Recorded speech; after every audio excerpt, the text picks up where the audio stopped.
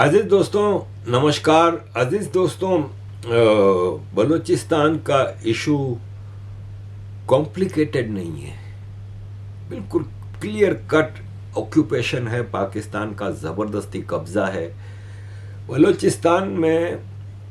पाकिस्तान हमेशा ये पोर्ट्रे करने की कोशिश करता रहा है कि ये 3 सरदारों का गेम है। बलूचिस्तान में तो 36-37 सरदार हैं, उसमें से खाली 3 सरदार ही पाकिस्तान के ख़िलाफ़ हैं, यानी बुगटी कबीला के नवाब अकबर बुगटी, मरी कबीले के नवाब खैर बख्श मरी और मेंगल कबीले के सरदार अताउल्ला मेंगल।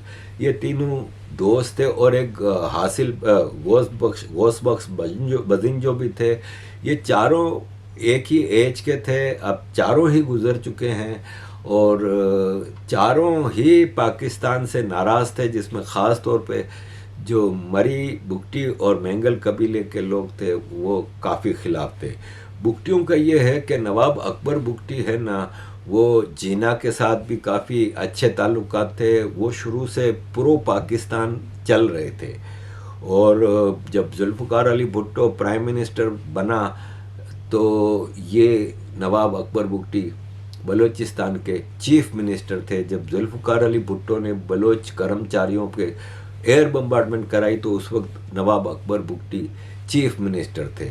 जब बेनज़ीर भुट्टो पहली बार प्राइम मिनिस्टर बनी 1988 में तो नवाब अकबर बुगटी बलूचिस्तान में चीफ मिनिस्टर बने थे, लेकिन फिर बेनज़ीर भुट्टो ने उनकी गवर्नमेंट को सैक करके गवर्नर नाफिज किया था। शायद जनरल मूसा खान थे उस वक्त गवर्नर बलूचिस्तान के, लेकिन जहाँ तक मुझे याद पड़ता है फिर बुगटी साहब अदालत गए थे और उनकी गवर्नमेंट रिस्टोर हुई थी।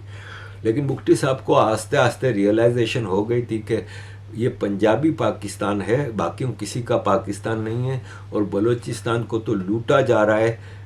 बुगटी कबीलों से ही सुई गैस जो पाकिस्तान में निकली, वो सुई का जो एरिया है वो बुगटी कबीलों का एरिया है, डेरा बुगटी के पास है और बलूचिस्तान में उस गैस का फ़ायदा कुछ भी नहीं पहुंचा। तो फिर नवाब अकबर बुगटी भी पाकिस्तान के ख़िलाफ़ हो गए और फिर मुशर्रफ ने उनको शहीद करवा दिया।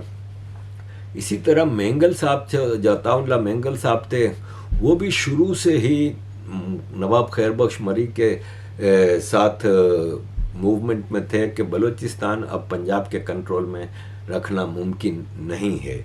मैं ये भी बता दूं कि नवाब खैर बख्श मरी और सरदार अताउल्ला मेंगल आपस में समधी भी हैं।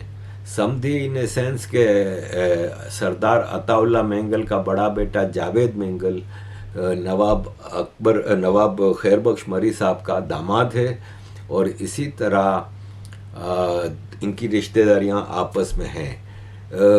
सरदार अताउल्ला मेंगल के बेटे अख्तर मेंगल हमेशा पाकिस्तान के साथ कोशिश करते रहे कि अब कुछ बेहतर हो जाए मामलात और बुराई की तरफ या सेपरेशन की तरफ ना जाया जा सके। ये चीफ मिनिस्टर बलूचिस्तान भी रहे हैं।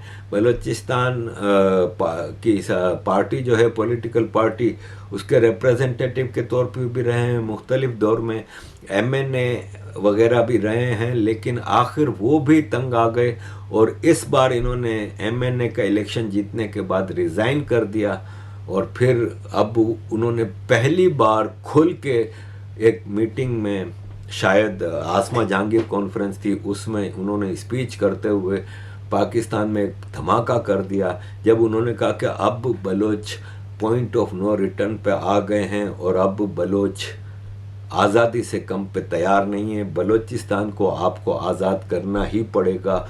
और इस तरह पहली बार अख्तर मेंगल साहब ने ये बात ओपनली कर दी है। उसके अगले ही दिन फिर अख्तर मेंगल साहब, जिन्होंने कई महीनों पहले अपनी असेंबली सीट से रिज़ाइन किया था लेकिन उनका रेजिग्नेशन एक्सेप्ट नहीं हो रहा था, लेकिन उसके अगले ही दिन उनका रेजिग्नेशन एक्सेप्ट कर लिया गया। तो अजीज़ दोस्तों, मुझे काफ़ी दोस्तों ने कहा कि अख्तर मेंगल साहब ने उस स्पीच में क्या कहा। तो अख्तर मेंगल साहब की वो लंबी चौड़ी जो स्पीच है ना, उसमें अख्तर मेंगल साहब ने पूरा बलोच केस आपके सामने रख दिया है। तो मैं आपसे विनती करूंगा कि ज़रूर ये मैं आपके सामने रख रहा हूँ वीडियो, ये ज़रूर देखें, आपको पूरा बलूचिस्तान का पास्ट, प्रेजेंट और फ्यूचर इसमें नज़र आ जाएगा। Thank you very much عزیز دوستوں for all your support. Kindly keep support. حاضرین مجلس، اسما جہانگیر فاؤنڈیشن کی طرف سے ایک بار پھر ہمیں مدعو کیا گیا ہے. میں اپنی طرف سے آرگنائزرز کا تہ دل سے مشکور اور ممنون ہوں کہ ہمیں موقع دیا گیا. اب ہماری بات سنے گا کون؟ آج دن تک بھی ہماری باتیں سنی نہیں گئی ہیں، اور آج بھی میں مجاہد بریلوی صاحب کو سمجھانے کو کوشش کروں گا، یا ڈاکٹر مالک کو سمجھانے کی کوشش کروں گا، اور اس کا حل ہم تینوں کے ہاتھ میں نہیں. جن کے ہاتھ میں یہ مسئلہ ہے یا جو حل کر سکتے ہیں وہ ہمیں کہیں نظر نہیں آتے، شاید ہماری آواز ان تک پہنچ پائے. ٹاپک جو رکھا گیا ہے، is there a political will to solve the crisis in Balochistan. اب ول کے بہت سے مطلب ہوتے ہیں جی.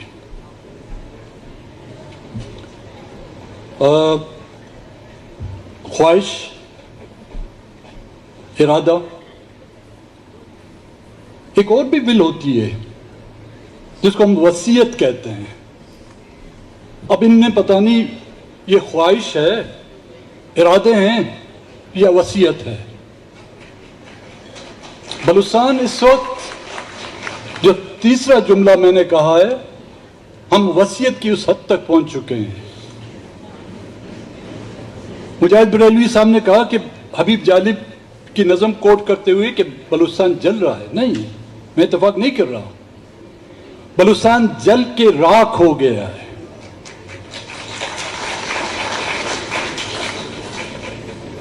بلوچستان میں صرف گھر نہیں جلے، بلوچستان میں صرف گاؤں نہیں جلے،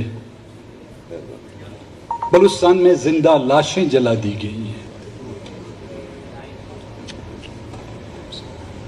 مسئلہ سیاسی تھا، لیکن اس ملک کے حکمرانوں نے اس سیاسی مسئلے کو جو ہے فوجی مسئلے سے یا طاقت کے زور سے جو حل کرنے کی کوشش کی، اور طاقت کا بے دریغ استعمال کرنے ہوئے آج وہ بلوچستان جہاں پر میں اور ڈاکٹر مالک اپنے علاقوں تک محدود ہو کے رہ گئے. باہر کے لوگوں کو آپ چھوڑیں گے، ہم جو وہاں کے باشندے ہیں، وہاں کی سیاست کرتے ہیں، وہاں پہ ہمارے آبا و اجداد کے قبرستان ہیں، ہم بھی اپنے علاقوں، ایک علاقے سے دوسرے علاقوں میں جا نہیں سکتے. جب ایک سیاسی مسئلے کو سیاسی طریقے سے حل کرنے کے بجائے آپ طاقت، بندوق، ڈنڈے، عقوبت خانے، انفورس ڈس اپیرینس کے طریقے استعمال کریں گے تو میں یہ کہنے پہ حق بے جانب ہوگا مجاہد صاحب، پھر یہ 31 جنوری نہ پہلا ہوگا اور نہ ہی آخری ہوگا.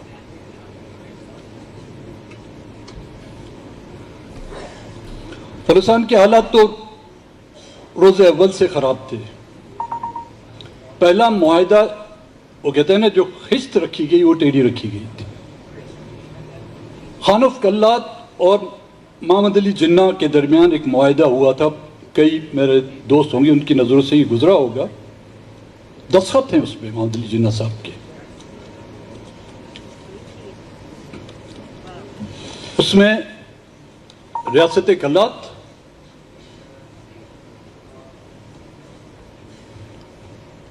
اس میں دستاویزات جو ہمارے پاس ہیں،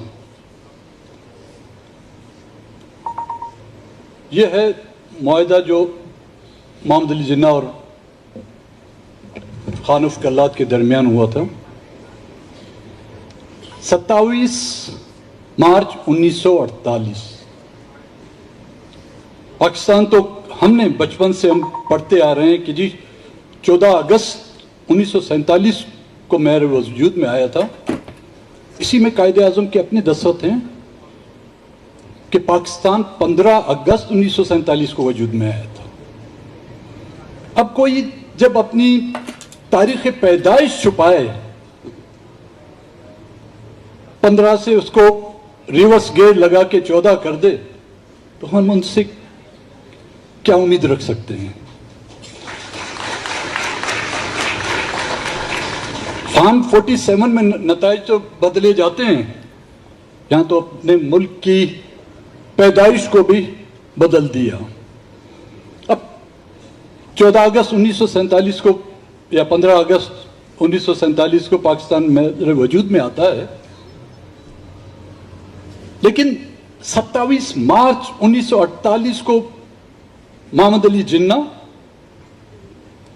اور خان احمد یار خان کے درمیان معاہدہ ہوتا ہے۔ اس درمیان 7 مہینے گزر جاتے ہیں۔ ان 7 مہینوں میں بلوچستان کہاں تھا؟ کس کے ساتھ تھا؟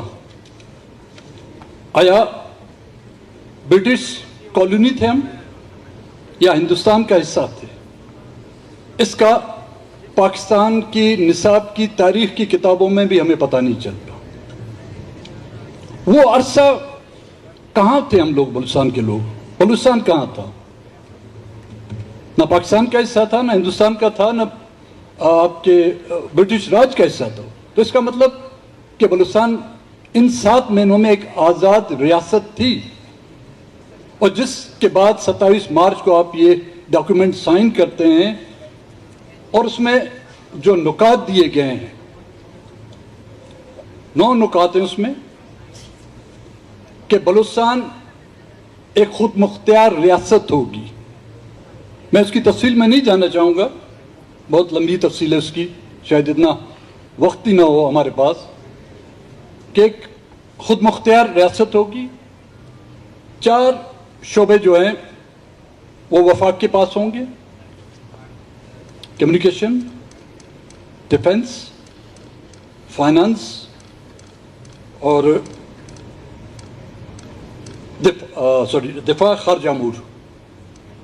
اس کے علاوہ تمام جو اس دستخط، اس کو فرانسک کرا کے دیکھ لیں آپ، یہ انہی کے دستخط ہیں جس میں یہ معاہدات کیے گئے تھے، لیکن آپ اس کا بھی احترام نہیں کرتے، اور اس کے 6 ماہ بعد میرے خیال میں 6 یا 7 ماہ بعد محمد علی جناح کی ڈیتھ ہو جاتی ہے، اور یہ معاہدات پتہ نہیں کس غور میں یا کس قبرستان میں دفن کیے گئے۔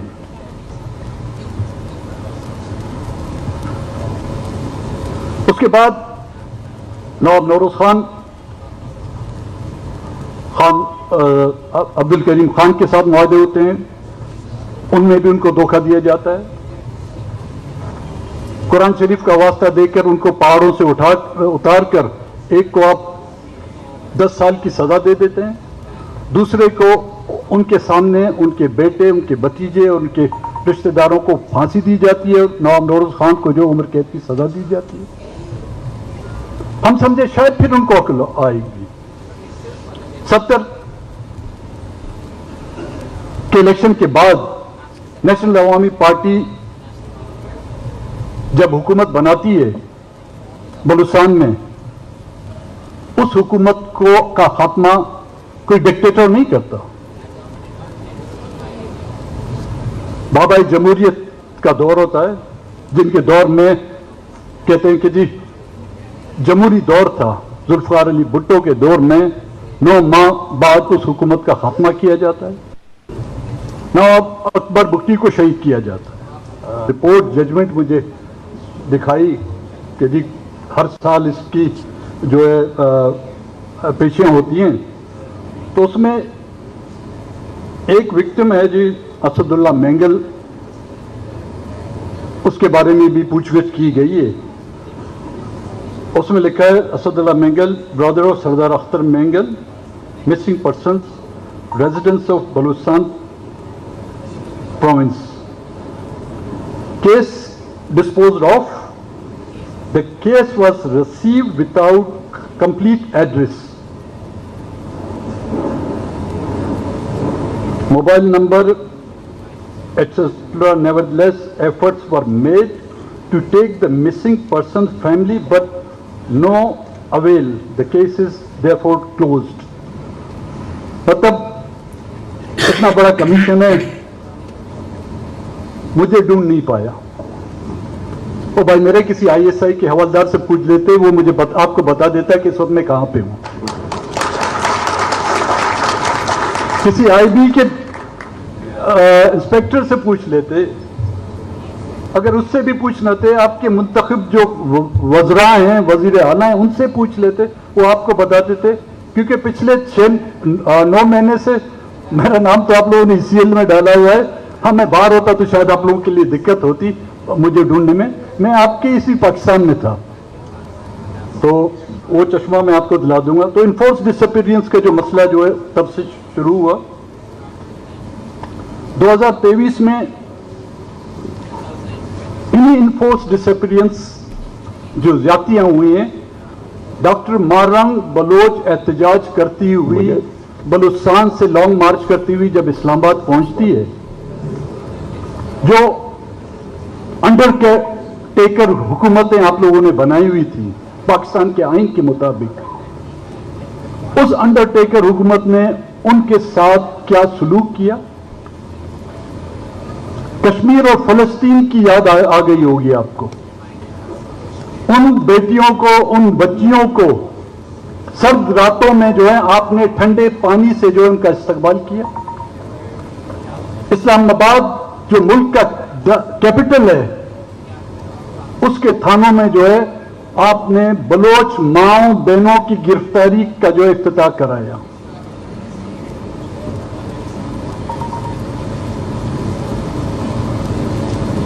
इसी अंडरटेकर हुकूमत का की लीडरशिप को, क़यादत को आपने साइडलाइन करके मसनवी वहां फैक्ट्री की पोल्ट्री फार्मों से आपने मसनवी क़यादत पैदा करके उनको हुकूमत थोप दी, उनके हवाले कर दी, और जिसके नताइज रोज बरोज हम और आप भुगतते रहे। फिर इसी हुकूमत, जिसमें बड़ी बड़ी पॉलिटिकल पार्टियां शामिल हैं, डॉक्टर मारंग सनी दिन जो यहां पर बैठी हुई हैं, उनको कराची से अरेस्ट किया जाता है। डॉक्टर मारंग और दूसरी जो खवातीन हैं या बुजुर्ग हैं, उनको कोयटे से अरेस्ट किया जाता है। कई महीने तक उन पर जो MPS के केसेस चल रहे हैं, और जब वो मियाद खत्म होती है, मुद्दत खत्म होती है, तो फिर उन पर इंसाफ से दहशतगर्दी के न जाने क्या क्या दफात लगा दिए जाते हैं। अगर इस पर एहतजाज किया जाए या लब कुशाई की जाए, तो ईमान मजारी और उनके हस्बैंड हादी चट्टा की तरह जो है 7 साल कैद जो है, एक ट्वीट पर 7 साल कैद, 17 साल सॉरी, लेकिन मुल्क तोड़ने वालों को एक दिन भी सजा नहीं हुई। मुल्क लूटने वालों को, मुल्क को दिवालिया करने वालों को, मुल्क को नीलाम करने वालों को A क्लास या B क्लास में रखा जाता है।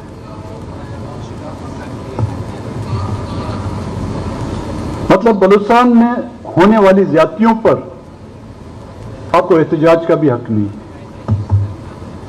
और आज के हालात, जहां पर न्यूज चैनल बलूचिस्तान में बिल्कुल बंद है, मैं हकीकतन आपको आपके सामने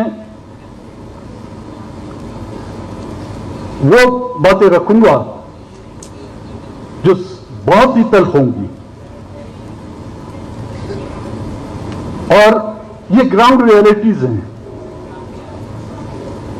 मुजाहिद साहब ने कहा कि 31 जनवरी को सोशल मीडिया पे आपने देखा होगा,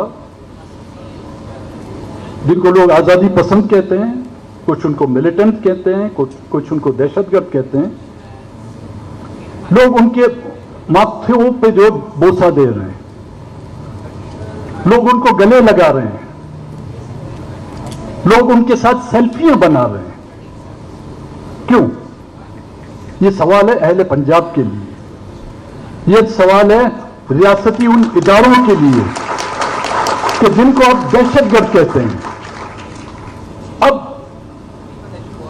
ان کا ہم موازنہ کریں. انہی علاقوں میں جب آپ کی سیکورٹی فورسز جاتی ہیں تو لوگ گھروں میں محصور ہو کے رہ جاتے ہیں، اور اپنے بچے بزرگ جان نمازیں بچھا بچھا کر جو ہے دعائیں کرتے ہیں کہ ان کے ہاتھوں سے خدا و تعالی ہمیں بچائے. کسی منسٹر کے ساتھ اس وقت آپ بھیجیں، بلوچستان کے لوگ سیلفیاں نہیں لیں گے. کسی ممبر آف پارلیمنٹ کے ساتھ جو ہے بلوچستان کے لوگ سیلفیاں نہیں لیں گے. ان کے ساتھ کیوں لے رہے ہیں؟ کیونکہ بلوچستان کے لوگ ان کو اپنا مسیحا سمجھ رہے ہیں اس وقت. اور آپ مانیں نہ مانیں، یہ حقیقت ہے بلوچستان کی. لاہور سے شاید آپ لوگوں کو یہ چیزیں نظر نہیں آئیں، ہم وہاں پر بیٹھے ہوئے ہم روزانہ اس چیز کو محسوس کر رہے ہیں. ان کو اس دہشت اور ظلم سے جو ہے نجات دہندگان سمجھتے ہیں بلوچستان کے لوگ. اور جب یہ لوگ آتے ہیں کسی بھی علاقے میں تو لوگ ان کو ویلکم کرنے کے لیے باہر نکلتے ہیں. لوگ عورتیں گھروں میں جو پکا ہوا کھانا ہے پرانے دسترخوانوں میں یا چادروں میں لپیٹ کر ان کو دیتی ہیں. کیوں آپ لوگوں نے اس ملک میں اتنی نفرت کے جو مینار کھڑے کر دیے ہیں؟ برلن وال گر گئی لیکن یہ نفرت کی دیواریں کبھی نہیں گریں گی، کیونکہ ان نفرت کی دیواروں میں لاکھوں بے گناہوں کا خون چسپاں ہے. ان نفرتوں کی دیواروں میں بے گناہوں کی قبریں جو ہے کھودی گئی ہیں.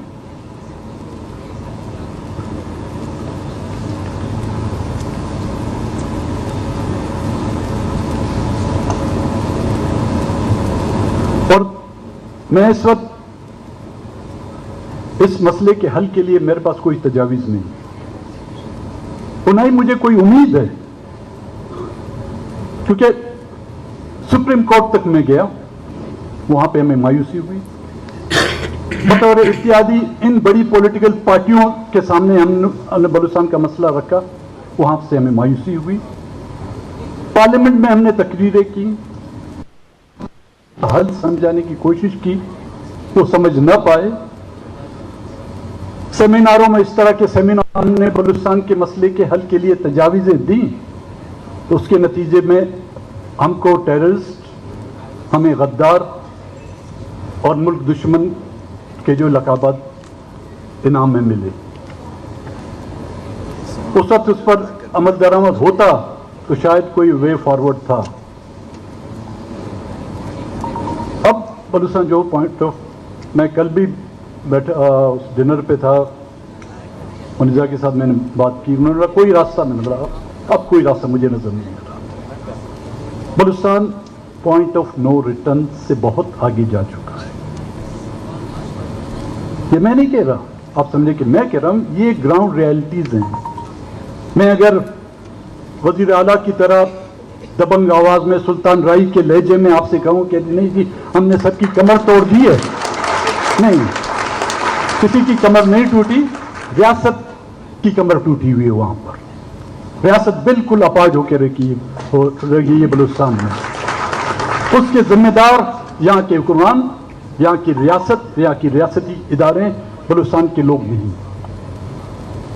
اب مزید خون خرابہ روکنے سے اہل پنجاب، یہاں کی ریاست اور حکمرانوں سے ایک التجا ہی کر سکتا ہوں، یہ حق بھی آپ کو حاصل ہے. پہلے بھی آپ لوگوں نے اس حق کا استعمال کیا اور یہ حق آپ ایک بار پھر بھی استعمال کر سکتے ہیں. 1970 میں جو آپ لوگوں نے نعرہ لگایا تھا، ادھر ہم ادھر تم، اب یہ نعرہ بھی آپ ہی لگائیں. بلوچستان اور اپنے درمیان جو ہے مزید خون خرابہ روکنے کی، یہ میری تجویز ہے، آپ اس پر عمل کریں نہ کریں، لیکن اب صرف اس خون خرابے کو روکنے کے لیے اب بااختیار لوگ ہیں، آپ کر بھی سکتے ہیں. پہلے بھی آپ نے کیا ہے، تاریخ گواہ اس کی. اب بھی آپ اس کو ایک عملی جامہ پہنا سکتے ہیں. کم سے کم یہ تو ہوگا कि अच्छे हमसायों के तौर पर हम और आप रह सकेंगे। एक घर में रहकर हम एक दूसरे की बूटियां नोचें, एक दूसरे की हड्डियां चबाएं, एक दूसरे के बच्चों को जो ना तंदूर की आग में फेंकें, उससे बेहतर है कि कुछ हमारे दरमियान कोई फासले रह जाए। अंग्रेजी की कोटेशन है, you can not put the Jini back in the bottle, history will not be edited by the apologise, now even regret must answer to the history. Thank you so much. मेरी बातें मैं तो चाह रहा था कि लेकिन जब आप आएंगे सवाल भी आपसे किए जाएंगे। डॉक्टर मालिक से पहले वैसे मैं चाह रहा था कि राणा साहब आते, कुछ आपकी बात का जवाब देते, कम से कम उस SHO को बता देते।